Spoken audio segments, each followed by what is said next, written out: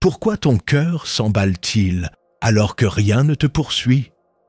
Pourquoi ton souffle devient-il lourd alors que tu es simplement assis là, en sécurité? Il y a en toi des tempêtes silencieuses, des peurs anciennes qui s'agitent, guillent, comme des feuilles au vent. Et souvent, sans comprendre pourquoi, ton cœur s'accélère. L'anxiété te prend sans prévenir, comme une brume épaisse sur un sentier familier.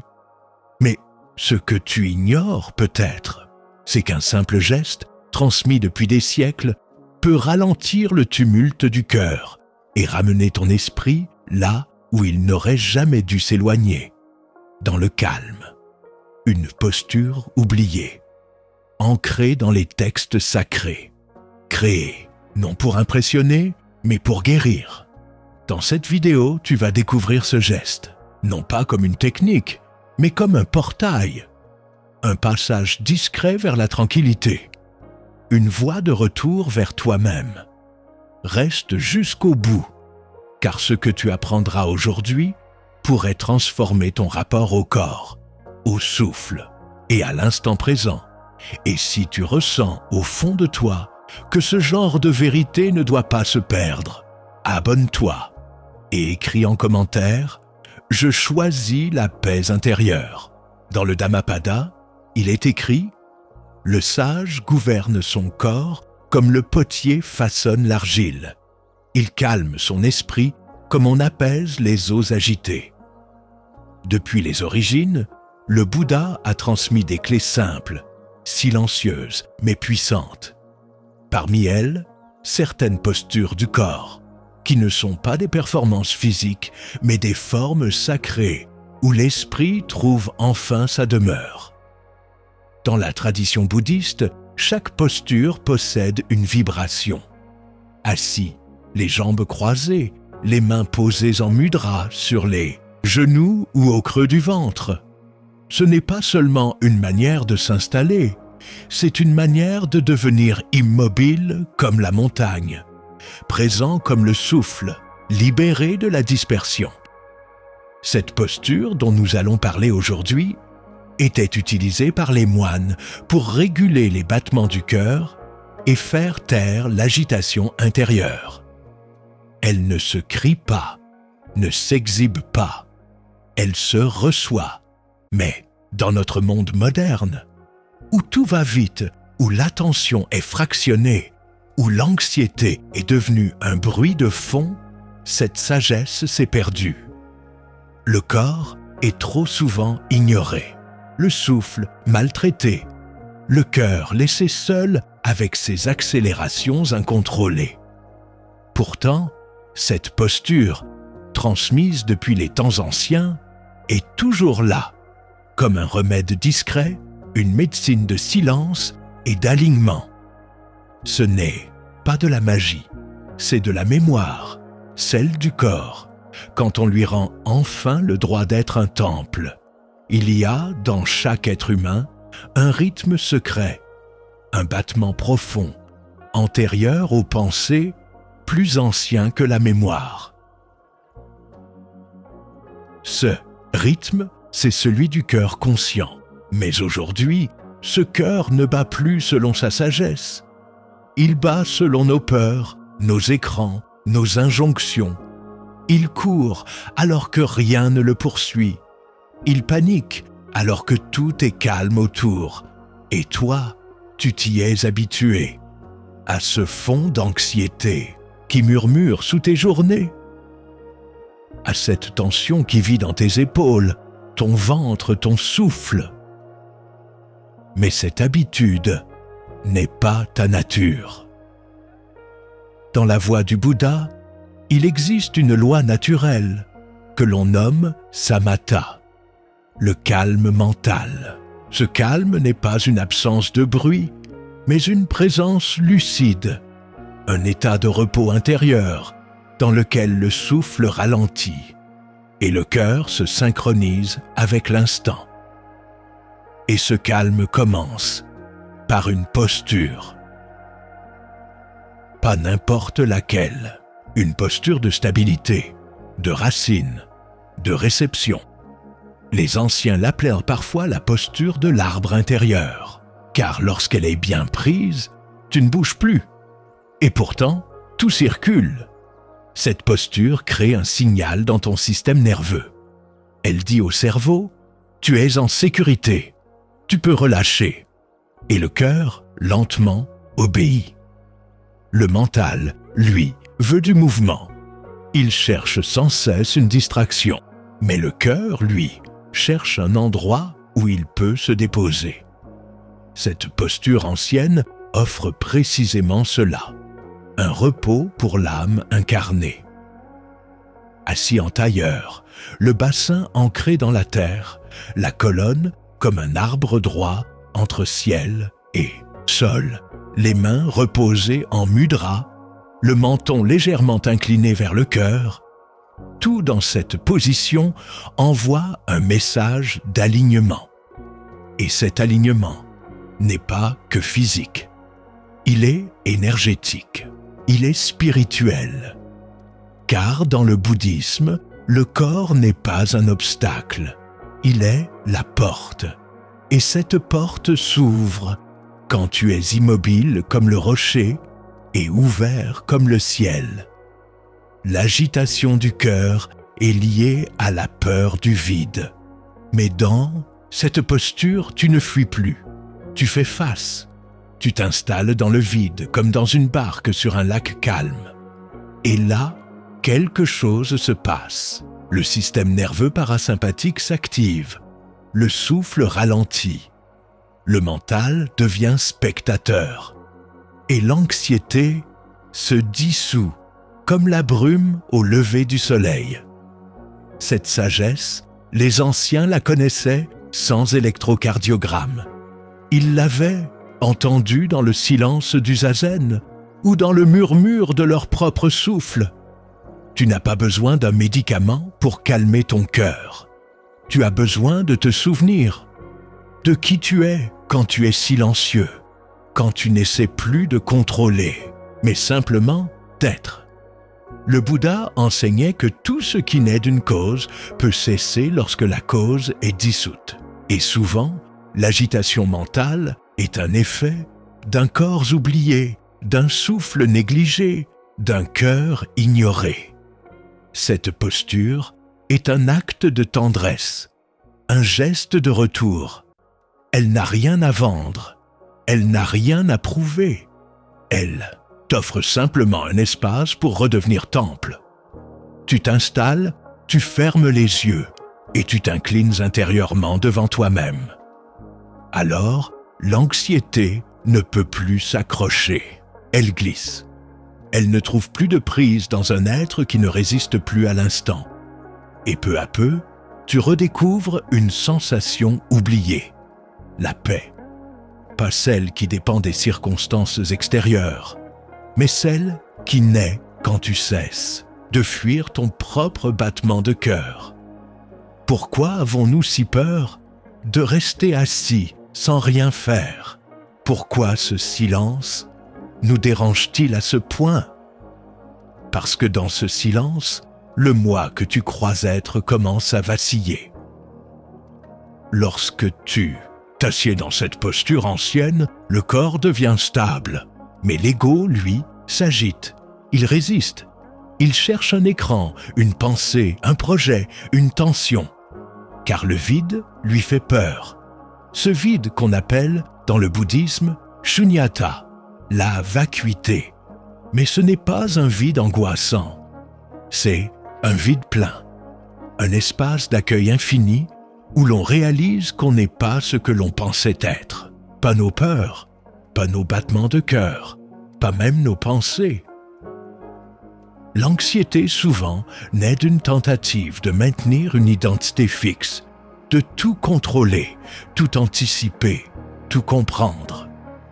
Mais dans cette posture, tu entres dans une présence nue, sans masque, sans rôle, sans armure, et cela, l'ego ne le supporte pas. Alors, il crée du bruit. Il fait battre ton cœur plus vite. Il invente des menaces imaginaires. Mais si tu restes là, immobile, tu traverses ce bruit, et derrière, il n'y a rien, rien, sauf ce qui est. Et ce qui est suffit.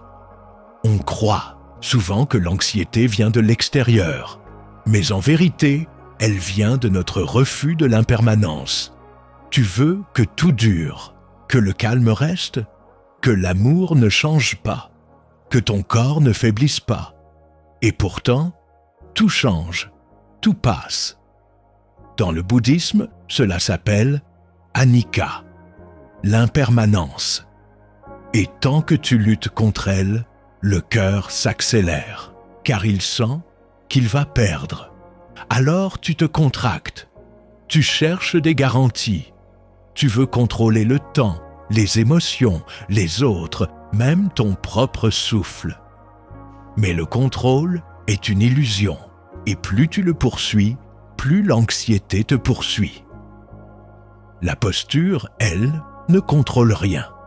Elle observe, elle accueille, elle laisse le flux de la vie passer, sans résistance. Elle devient un acte de non-attachement. Et dans cette non-prise, quelque chose se détend. Un karma s'allège, une mémoire se relâche. Le Bouddha parlait de dukkha, la souffrance créée par l'attachement, par l'avidité, par l'identification à ce qui est impermanent. Mais quand tu t'assieds, quand tu n'exiges plus rien de l'instant, tu goûtes, même brièvement, à la liberté intérieure. Pas une liberté extérieure, bruyante, conquérante, mais une liberté silencieuse, stable, douce comme la brise du matin. Et là, le cœur retrouve son vrai rythme, non plus celui du monde, mais celui du Dharma. Tu n'as pas besoin d'un maître extérieur pour retrouver le calme, car le maître véritable est en toi. Et parfois, il se manifeste dans un geste humble, oublié. Voici la posture ancienne. Elle ne vient pas d'un livre, elle vient d'une mémoire corporelle sacrée, transmise de cœur à cœur par ceux qui ont appris à écouter l'intérieur. Assieds-toi au sol, sur un coussin ferme ou une couverture pliée. Croise les jambes en tailleur ou dans la posture du demi-lotus, selon ce que ton corps permet. Garde le dos droit, sans raideur. Imagine ta colonne comme un bambou souple, enraciné en bas, libre en haut. Dépose tes mains dans ton giron, main droite sur main gauche, paume vers le ciel. Les pouces se rejoignent doucement, formant un cercle silencieux. Ferme les yeux et maintenant, respire. Pas pour contrôler le souffle, mais pour le ressentir. Inspire par le nez, laisse l'air descendre profondément, comme l'eau d'une rivière tranquille. Expire lentement, comme si tu offrais ton souffle à la terre. Fais cela pendant 10 minutes, rien d'autre. Pas de visualisation, pas d'intention. Juste être assis. Tu verras. Quelque chose s'apaise, quelque chose revient.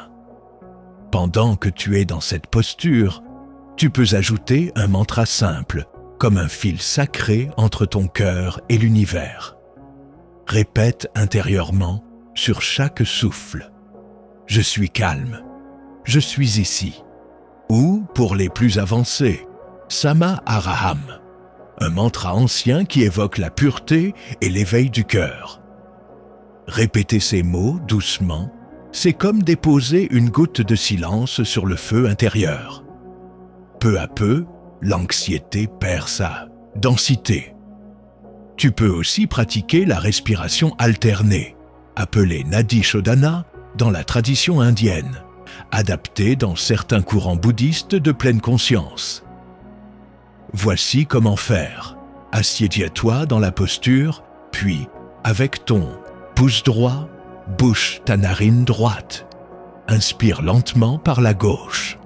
Bouche ensuite la narine gauche avec l'annulaire et expire par la droite. Inspire par la droite, puis expire par la gauche. Fais ce cycle pendant 3 à 5 minutes. Cela purifie l'énergie, apaise le système nerveux, équilibre les hémisphères cérébraux. Et surtout, cela harmonise le rythme du cœur. Enfin, si tu ressens une anxiété récurrente, certaines plantes naturelles peuvent soutenir ton calme intérieur.